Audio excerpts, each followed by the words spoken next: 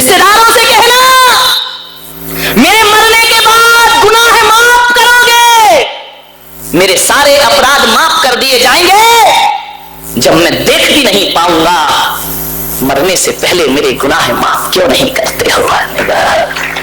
सोचना है, मरने के बाद मेरी कद्र करने वालों, मरने के बाद मेरी प्रशंसा करने वालों, तब प्रशंसा करोगे जब मैं सुन भी नहीं पाऊंगा।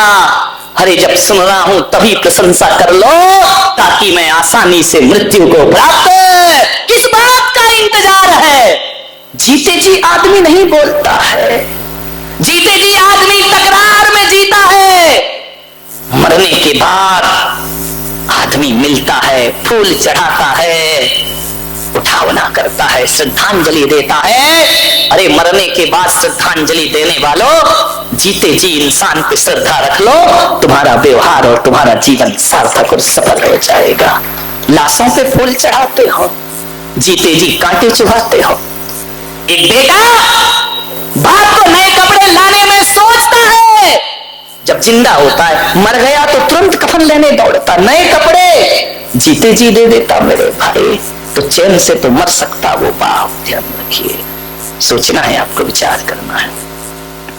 कई बार हम बहुत सी चीजों को इंतजार करने में निकाल देते हैं हाथ से। हम मरते समय जीवन सुधार ले, बहुत इंतजार हो गया।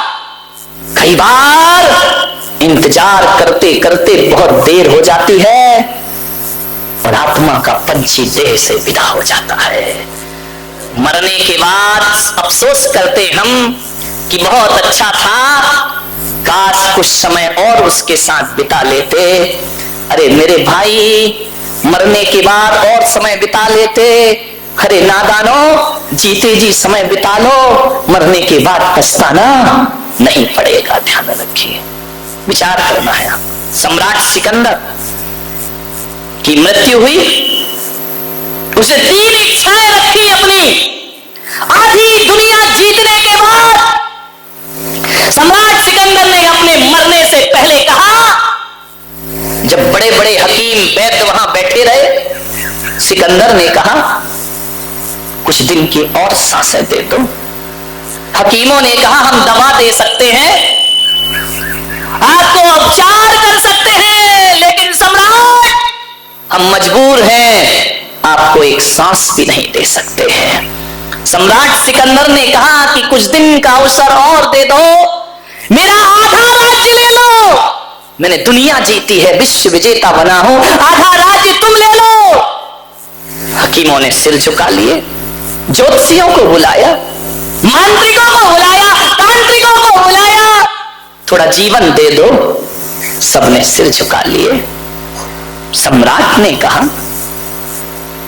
मेरा पूरा राज्य ले लो, लेकिन मुझे जीवन दे दो। लोगों ने कहा नहीं दिया जा सकता। तो सम्राट सिकंदर ने कहा फिर मैंने किया ही क्या है? मेरी एक सांस के लिए पूरा दुनिया की राज्य दे रहा हो, पूरी संपदा के बदले भी एक सांस नहीं मिल सकती मुझे, तो मैं ये भाग दौड़ किस लिए कर रहा था? सम्राट सिकंदर ने कहा तो फिर एक काम करो, जब मेरी मृत्यु हो जाए मेरी 3 इच्छाएं पूरी करना।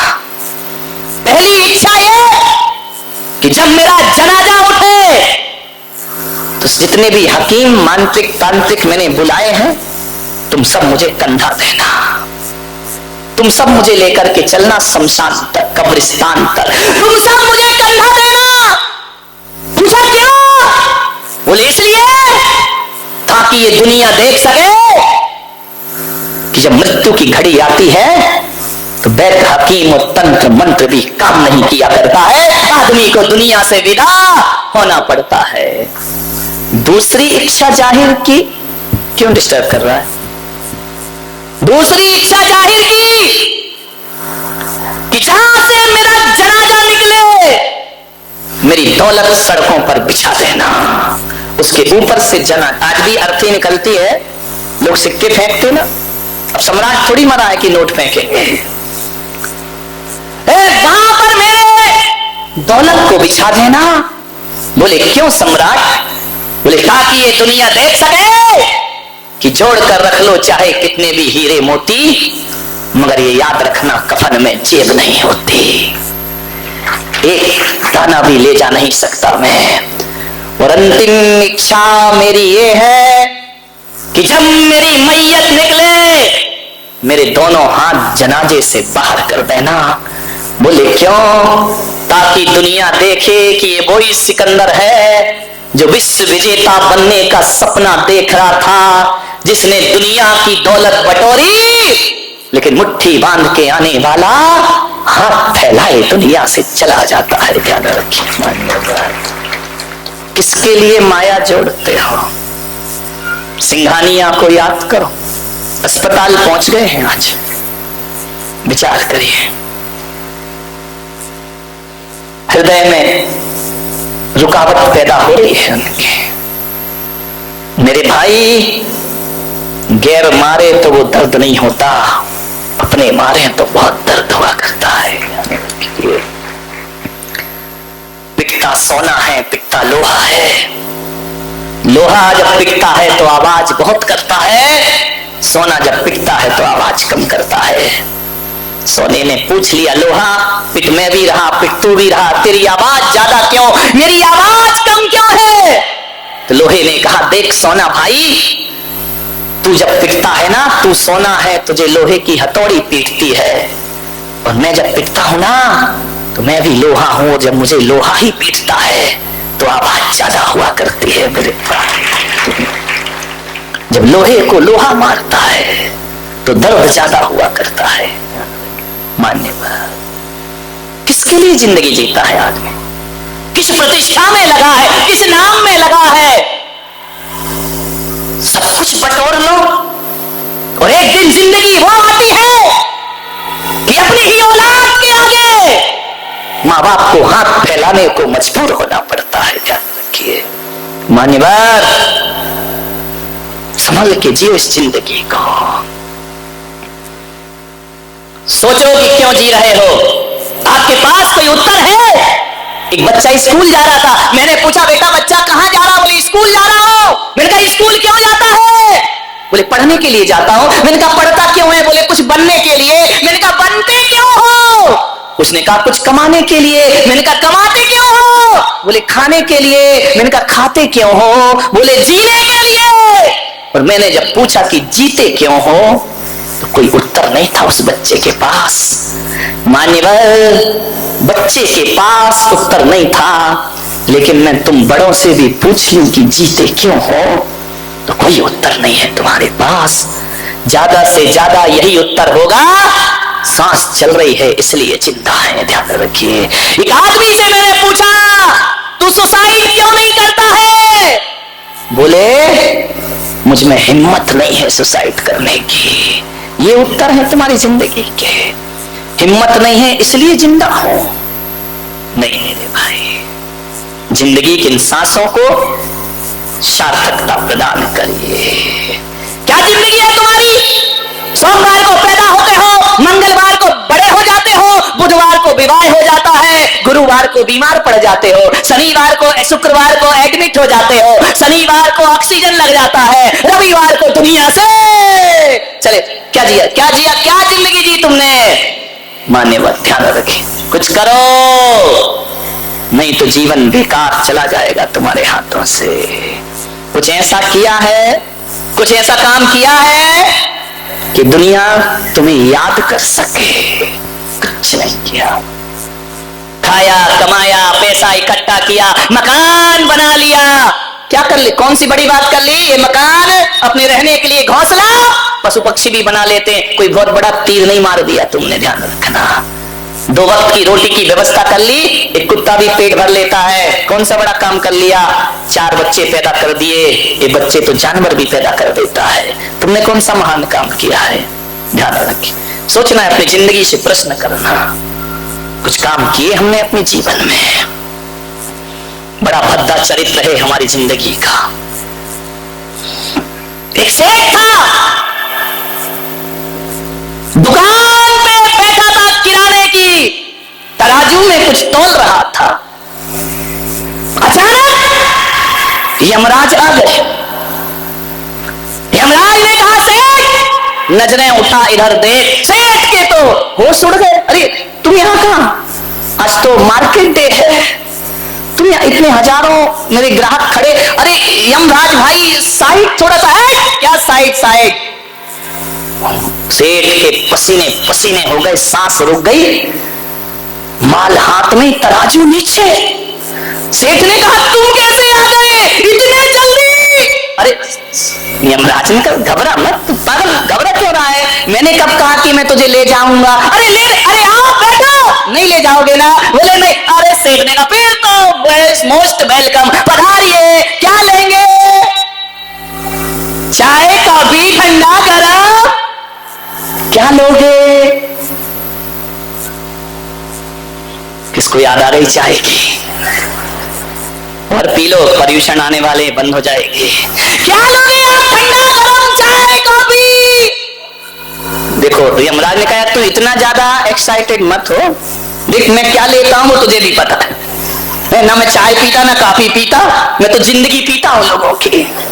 तो तू ज्यादा बकबक मत कर, मेरा मूड सरकने में ज्यादा टाइम नहीं लगता है। अरे अरे नहीं, सॉरी सॉरी, बैठिए यमराज जी बैठिए, सब ग्राहकों का हटिया। आज यमराज बैठेंगे यहाँ पर। सारे ग्राहकों ने सुना यमराज साहब भाग गए अपना अपना बैग लेके, थैला लेके, बोले मरे यहाँ तो। सेठ ने कहा बोलो यमराज क्या सेवा? बोले सेवा नहीं, देख यार यमराज मेरी जिंदगी से मैं परेशान हो गया। बोले क्यों? मैं जहां जाता हूं बोले लोग उदासी हो जाती है, मातम बन जाता है, जहां भी जाओ लोग मुझे पसंद ही नहीं करते हैं। सेठ ने कहा पसंद तो मैं भी नहीं कर रहा हूं, लेकिन क्या करें, अब सामने ही खड़ा है, क्या बोले तेरे, मेरे भी अंदर यही चल रहा कि तू कभी यहां से खिसक जा। यमराज ने कहा एक काम करो सेठ, मेरा इस दुनिया में कोई मित्र नहीं है, तुम मुझसे दोस्ती कर लो। अरे यमराज से दोस्ती, सांस तो चढ़ी जा रही है। यमराज ने कहा दिल धक धक मत कर, मेरे बिना दिल का कुछ नहीं होना। कितने भी जे डॉक्टर के पास चले जाओ, कितना भी ओपन हार्ट सर्जरी हो, यदि मैं आ गया तो वेंटिलेटर पड़ा रह जाएगा, ध्यान रखना। मेरे से दोस्ती कर लो। बोले दोस्ती? बोले हाँ। अब सेठ भी बनिया था, तो बनिया तो भाई मरते दम तक लाभ ही देखता है, हानि वाला मामले नहीं। बोले यार यमराज एक बात बताओ, तुमसे दोस्ती करके मुझे फायदा क्या होगा? फायदा? बोले हाँ। यमराज ने कहा देख, आरजू खुदा से कर, बंदे से नहीं। आरजू, यमराज समझ गया कि यही कहेगा सेठ की सबको मार देना, मुझे जिंदा रखना, बनिया था। बोले मुझे फायदा क्या होगा? यमराज ने कहा देख, दोस्ती में फायदा नहीं देखा जाता, लाभ हानि नहीं देखी जाती, दोस्ती तो दोस्ती। अरे बोले फिर भी कुछ तो लाभ होना चाहिए ना आपकी दोस्ती करके। तो यमराज ने कहा मैं समझ गया, लेकिन ध्यान रख, आरजू खुदा से कर, बंदे से नहीं, और दोस्ती हमसे कर, धंधे से। मैं अपना धंधा थोड़ी छोड़ दूंगा, धंधा तो ले जाना ही है मेरा। बोले सेठ एक काम कर। बोले यार यमराज, बोले तुझे समस्या क्या? बोले समस्या है कि तुम कभी भी आ जाते हो, कहीं भी आ जाते हो। अब देखो आज धंधे का समय था, तुम आ गए यहाँ पर। अब यमराज ने कहा मेरा भी तो सीजन है, क्या करूं, ठंड है, बुढ़ापा है, ठंड में ज्यादा जाते हैं बूढ़े लोग, मेरा भी सीजन है, मैं क्या करूं। जीएसटी लगा रखी है मोदी ने, छोटे बच्चों को छोड़ना पड़ता है 13% में, ध्यान रखिए। बोले काम कर। सेठ ने कहा कुछ तो फायदा हो तेरी दोस्ती का। सेठ ने कहा यमराज मेरे मित्र। अरे बोले मित्र, हाथ मिला। बोले हाथ नहीं, हाथ मिला कि गया काम से? बोले हाथ बाद में, अभी बाद में, अपन पहले अपनी दोस्ती की डील कर लेते हैं। बोले क्या? बोले काम करना यमराज, तुम यार कभी भी कहीं भी धमक जाते हो, शादी नहीं देखते, विवाह नहीं देखते, रास्ता नहीं देखते, बस नहीं देखते, ट्रेन नहीं देखते, तुम्हारा मूड बना उठा के ले जाते हो। तो बोले क्या करूं? बोले एक काम करना, अभी दोस्ती का इतना फायदा देना कि जब भी आओ चिट्ठी लिख देना कि सेठ मैं इतने दिन में आ रहा हूं, तो मैं तैयार रहूंगा व्यवस्थित।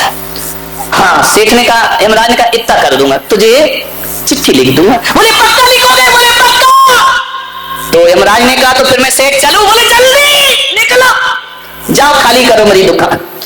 सेठ ने सोचा अब डर काहे का, अब तो चिट्ठी आएगी, जिंदगी संभाल लूंगा।